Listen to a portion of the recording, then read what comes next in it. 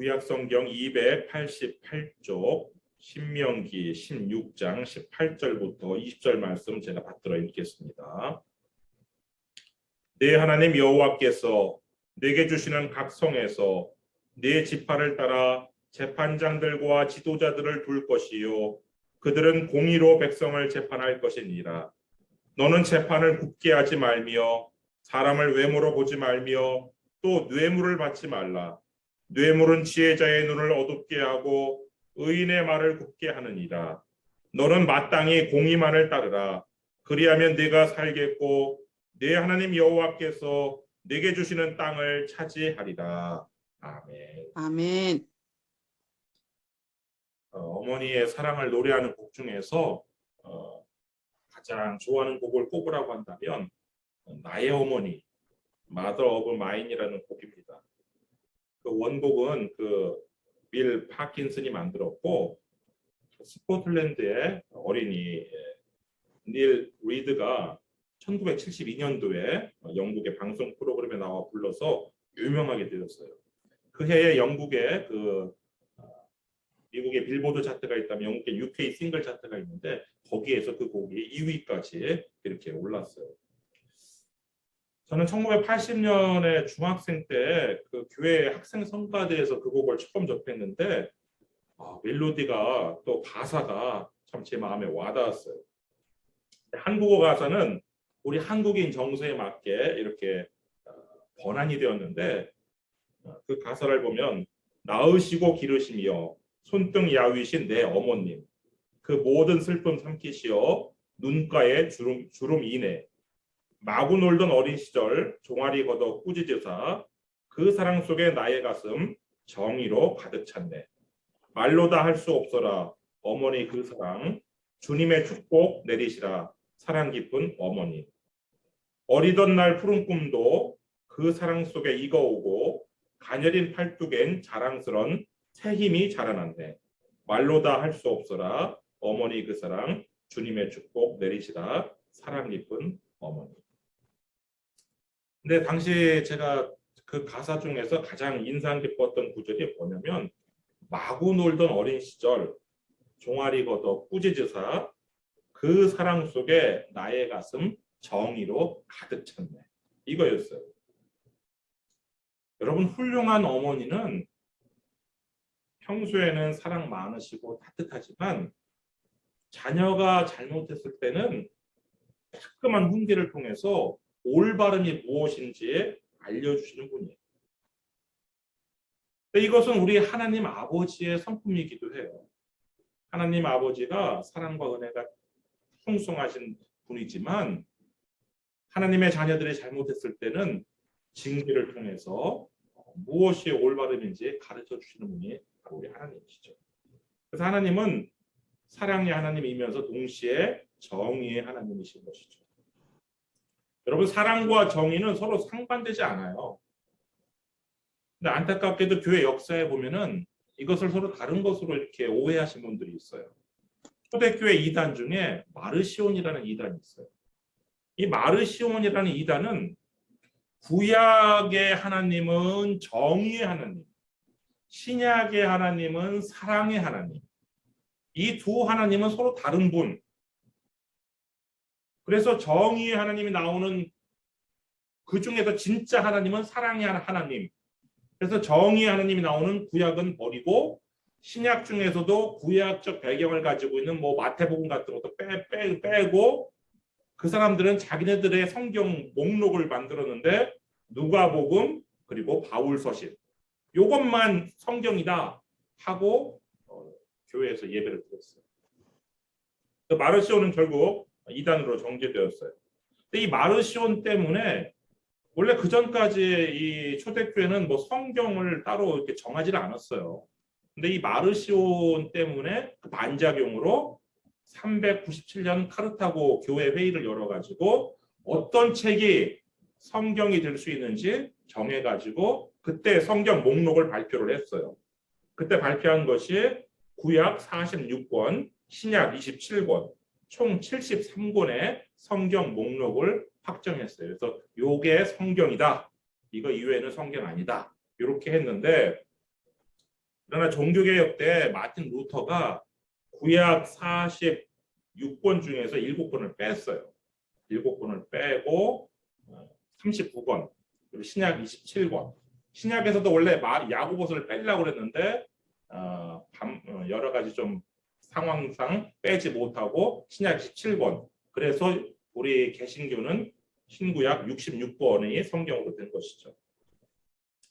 여하튼 뭐 지금까지도 뭐 어떤 책이 성경에 포함되고 어떤 책이 성경에 포함되지 않느냐 하는 것은 논란의 여지가 있지만 사랑의 하나님, 정의의 하나님이 이게 서로 다른 하나님이 아니고 이게 한 분 하나님이라는 것은 이건 논란의 여지가 없어요. 하나님의 형상을 입고 이 땅에 내려오신 예수님도 그와 비슷하신데요. 요한복음 1장 14절 말씀 보시면 말씀이 육신이 되어 우리 가운데 거하심에 우리가 그의 영광을 보니 아버지의 독생자의 영광이요 은혜와 진리가 충만하더라. 그러니까 예수님은요 은혜만 충만하신 분이 아니에요. 진리도 충만하신 분이에요. 거기서 은혜는 사랑, 진리는 정의를 나타내는 것인데 결국 하나님은요 사랑만 충만하신 하나님이 사랑의 하나님이 아니라 정의도 충만하신 정의의 하나님이에요. 그래서 이 사랑과 정의가 동시에 충만하신 분이 하나님이시고 이 사랑과 정의가 딱 균형 잡혀 있는 분이 바로 하나님, 예수님, 성령님이에요. 네, 안타깝게도 우리 사람은요 이 사랑과 정의 중에서 균형을 잡지 못할 때가 많아요. 좌로나 오로나 치우칠 때가 많아요. 특별히 사랑에 치우치는 사람들이 있어요. 이 사랑에 치우치는 사람들은 이 사랑이라는 명분을 앞세워서 정의를 짓밟아요. 그렇지만 정의를 짓밟고 불의의 손을 들어주는 사랑은요, 사랑이 아니에요. 고린도전서 13장 16절 말씀 보시면요. 사랑은 불의를 기뻐하지 아니하며 진리와 함께 기뻐하고 이렇게 되어 있어요. 불의와 함께 기뻐하는 것 사랑이 아니에요. 진리를 보고 기뻐하지 않는 것 역시 사랑이 아니에요. 참 사랑이 아니에요. 거짓 사랑이에요. 사랑의 하나님이 통치하시는 그 하나님의 나라는요. 참 사랑이 가득한 나라인데 이 참 사랑이 가득한 하나님 나라의 기초가 무엇이냐? 우리 권사님 혹시 이거 좀 어려운 신학적인 질문 같은데 참 사랑이 가득한 하나님 나라의 기초가 무엇인지 혹시 아시나요? 하나님 참사랑 기초. 하나님 나라의 기초. 모든 집들이 기초가 있잖아요. 그것처럼 하나님 나라의 기초가 무엇일까요? 말씀? 말씀. 예. 말씀 안에 답이 있어요. 시편 89편 14절 말씀 보시면요. 의와 공의가 주의 보좌의 기초라. 인자함과 진실함이 주 앞에 있나이다. 의와 공의? 하나님 보좌의 기초, 하나님 나라의 기초가 뭐냐? 하나님 나라는 사랑이 충만한 나라지만 그 기초는 사랑이 아니에요. 의와 공의, 정의가 바로 하나님 나라의 기초예요. 아멘. 그래서요. 그 의와 공의가 기초인 하나님 나라에 불의한 사람들은 들어갈 수 없다라고 사도 바울이 고린도 전서 6장 9절에서 이야기를 하는데요. 불의한 자가 하나님의 나라를 유업으로 받지 못할 줄을 알지 못하느냐? 미혹을 받지 말라. 근데 오늘날 많은 미혹이 있어요. 불의한 자가 하나님의 나라를 유업으로 받는다는 미혹이. 그러나 성경은 분명하게 불의한 자는 의와 공의, 정의를 기초로 하고 있는 하나님의 나라를 유업으로 받을 수 없다, 차지할 수 없다라고 단언하고 있단 말이에요. 성경은. 제가 몇 번 강조하잖아요. 우리의 모든 판단의 기준, 생각의 기준은 성경이에요. 사람들의 이 말이 아니에요. 아무리 유튜브에서 그럴듯하게 누군가 나와서 유명한 사람이 나와서 얘기해도 성경과 다르다? 그러면 아니에요. 오직 성경에 뭐라고 되어 있는지, 내 친구가 뭐라고 하는지가 아니라, 유명한 누군가가 뭐라고 하는지가 아니라 성경에 뭐라고 하는지를 보셔야 되는 거예요. 그래서 미혹을 받지 말라라고 이 사도 바울이 고린도 교회 교인들한테 이야기를 하는 것인데, 오늘 본문에서도요, 공의가 얼마나 중요한지, 우리가 공의만 따를 때 하나님께서 주시는 땅을 차지할 것이라고 이야기하는데, 20절 말씀 다시 한번 보세요. 너는 마땅히 공의만을 따르라. 지난주에도 만자가 있었잖아요. 오늘도 만자가 나와요. 공의만을 따르라. 공의도 따르고 불의도 따르는 일은 있을 수 없어요. 우리들에게는, 우리 하나님의 자녀들, 하나님 백성에게는 공의를 따르든지 아니면 불의를 따르든지. 근데 공의만을 따르라는 거예요. 그리하면 내가 살겠고 네 하나님 여호와께서 내게 주시는 땅을 차지하리라. 공의만 따르는 사람들이 하나님께서 주시는 땅을 차지하는 것이고요. 정의만 찾는 사람들이 하나님의 나라를 차지하는 거예요. 불의한 사람들은요, 하나님의 나라를 차지하지 못할 뿐만 아니라 자신의 생명도 지킬 수 없어요. 거기에 땅을 차지하리라 앞에 뭐가 나오냐면요, 내가 살겠고가 나와요. 살겠고. 그러니까 이 공의는요, 정의는 살고 죽는 문제예요. 이 생사와 생명의 문제와 이게 직결되는 문제예요. 공의는. 미국의 경우 세 가지 직업은요, 반드시 대학원을 졸업해야 돼요. 의사, 목사, 판사. 이 세 직업은요, 대학만 나와서는 절대로 안 돼요. 대학을 마치고 의학대학원, 신학대학원, 법학대학원, 한국도 요즘은 그렇게 바뀌었죠. 이렇게 나와야만 그 직에 종사할 수가 있어요. 근데 왜 이 세 직업만 그렇게 규정을 했느냐? 이 세 직업의 공통점이 생명을 다룬다는 거예요. 생명. 의사도 생명을 다루지만 목사도 생명을 다뤄요. 영적 생명. 살아있으나 죽은 사람들이 많은데 그 죽은 영혼들을 치료하고 살리는 것이 목사가 하는 일이죠. 그럼 판사는 도대체 어떤 생명을 다룬다는 거예요? 판사는요, 그 사람의 사회적 생명을 다뤄요. 판사는요, 어떤 사람의 사회적 생명을 빼앗을 수도 있고요, 사회적 생명을 회복시킬 수도 있어요. 그래서 이 세 그룹, 의료인, 종교인, 법조인, 이 세 그룹이 모두 생명을 다 다루는 중요한 일을 하고 있기 때문에 대학 4년을 마치고 대학원 과정까지 마쳐야만 그 직을 종사할 수 있게 하는데, 그래서 어떤 사회든지요, 이 세 그룹, 생명을 다루는 이 세 그룹, 의료계, 종교계, 법조계, 이 세 그룹만 바로 서 있으면 그 사회는 건강해요. 근데 이들이 부패하기 시작하면 의료계가 부패하고 종교계가 썩고 법조계가 타락하면 그 사회는 병이 들어가는 것이죠. 그래서 하나님께서는요, 당시에는 의료와 종교의 기능을 제사장이 했어요. 근데 이 제사장보다 이 재판장을 더 중요하게 생각했어요. 왜 그러느냐? 오늘 본문에 있는 신명기 16장부터요 18장까지 하나님께서 굉장히 귀중하게 생각하는 세 그룹의 사람들이 나와요. 오늘 16장에는 재판장이 나왔잖아요. 17장에는 왕이 나와요. 왕. 그리고 18장에는 제사장이 나와요.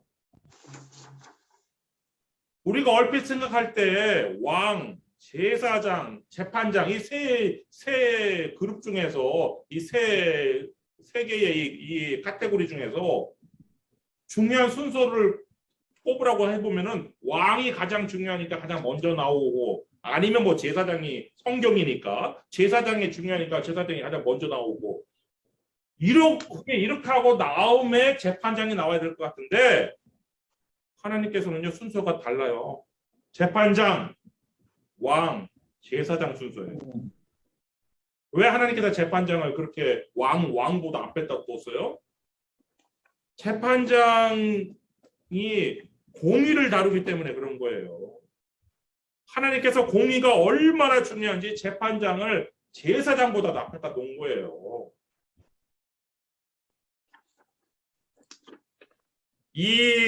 지금까지는요, 재판을 누가 했느냐? 그 천부장, 백부장, 뭐 50부장, 10부장 같은 군대 지휘관들이 재판까지 겸했어요.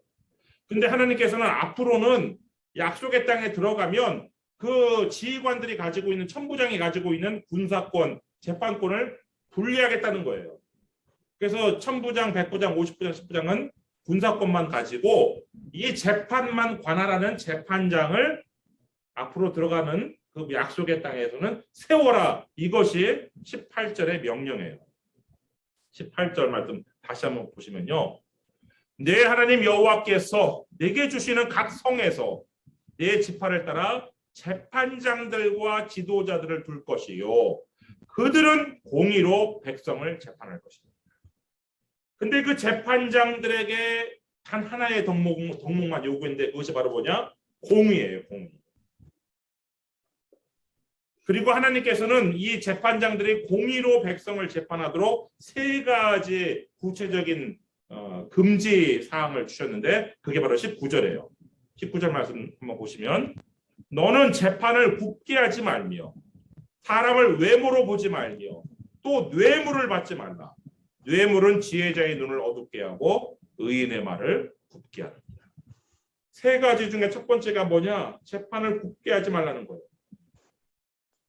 재판장은요, 여기 법이 있어요, 법이. 이 법 구조를 왜곡해가지고 얼마든지 재판을 굽게 할 수 있어요. 그래서 우리 옛날 한국에 귀에 걸면 귀걸이, 코에 걸면 코걸이 이런 얘기 있었어요. 왜?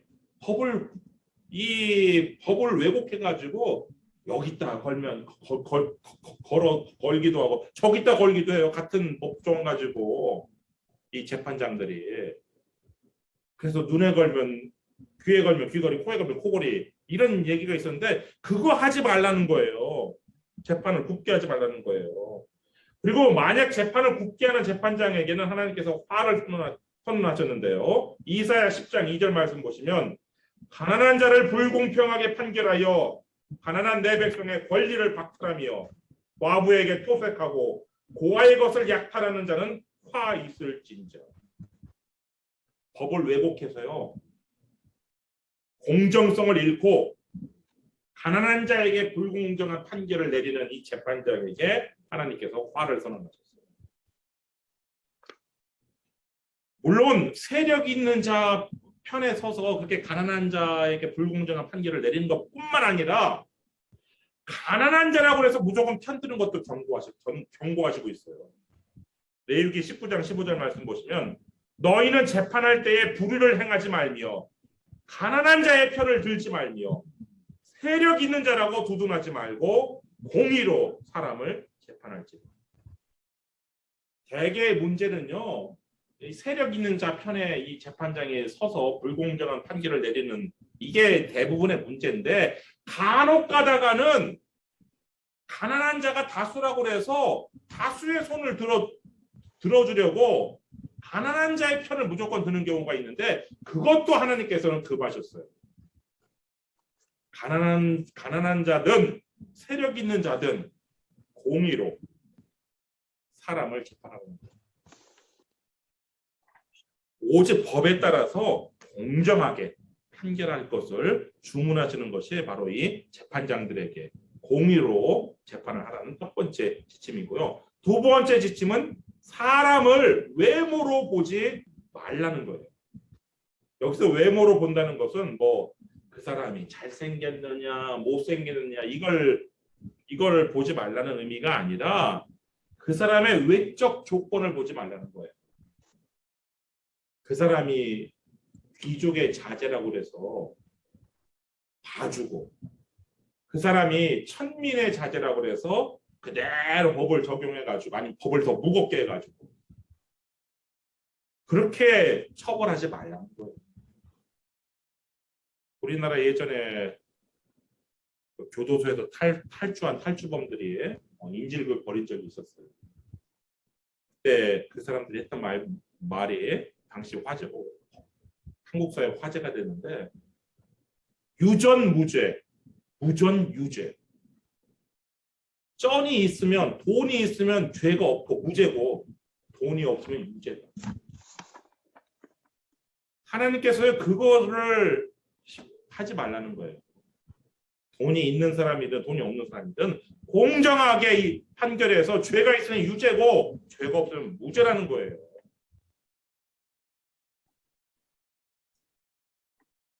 심지어 이 재판은요, 이방인도 차별해서는 안 돼요.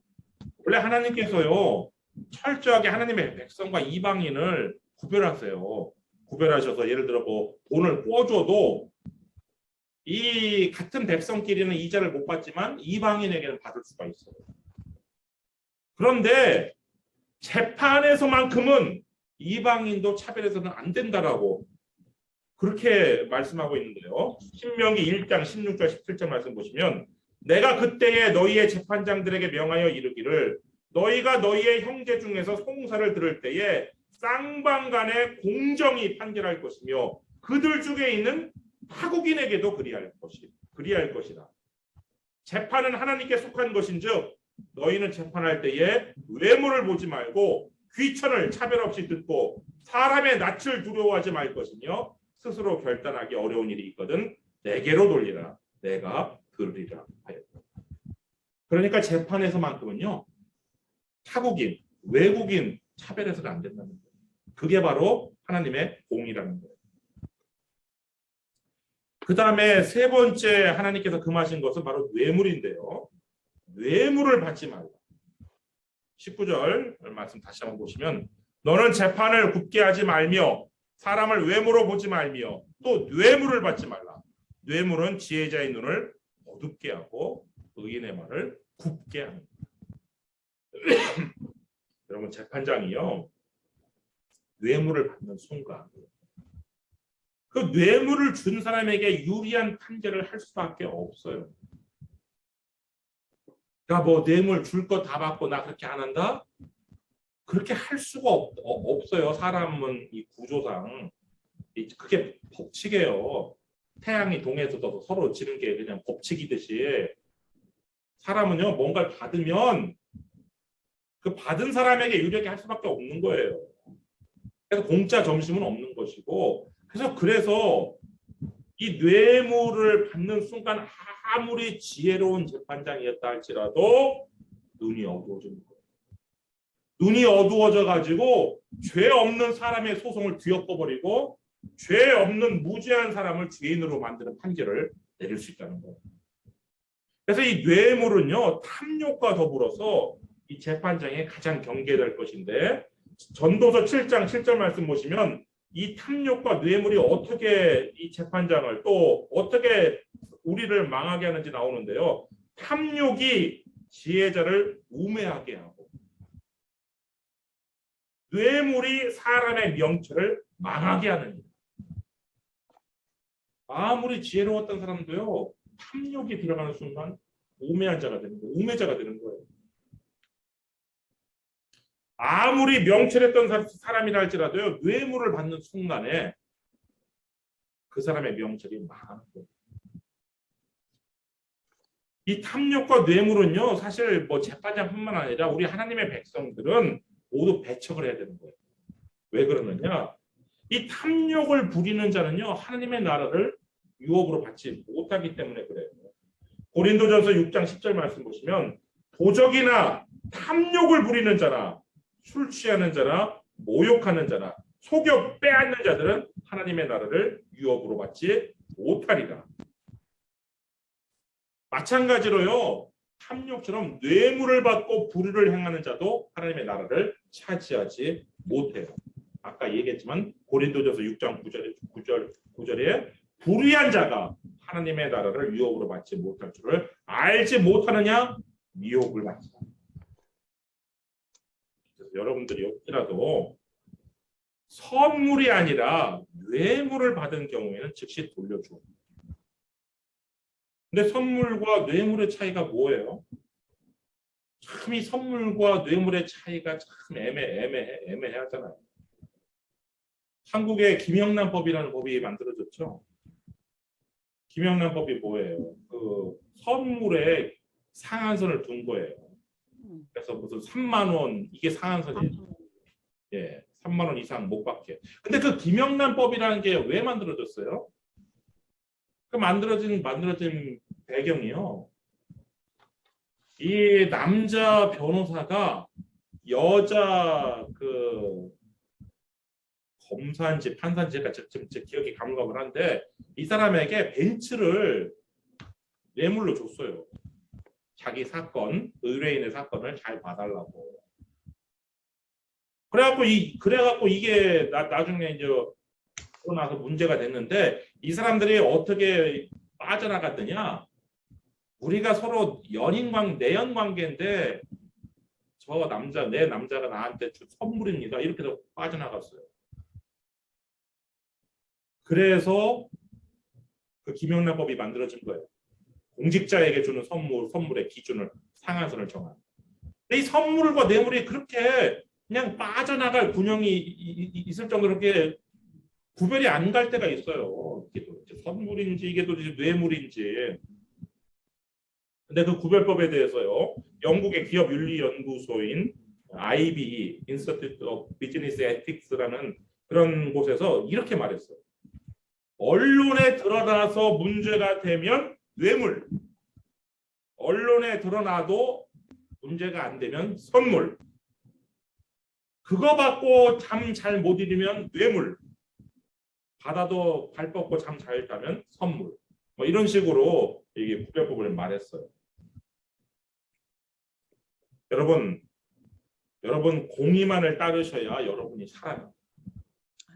그리고 하나님께서 주시는 땅을 차지하는데요. 20절 말씀 다시 한번 보고 오늘 설교 마치도록 하겠습니다.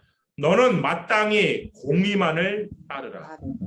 그리하면 네가 살겠고 네 하나님 여호와께서 네게 주시는 땅을 차지하리라. 기도하겠습니다.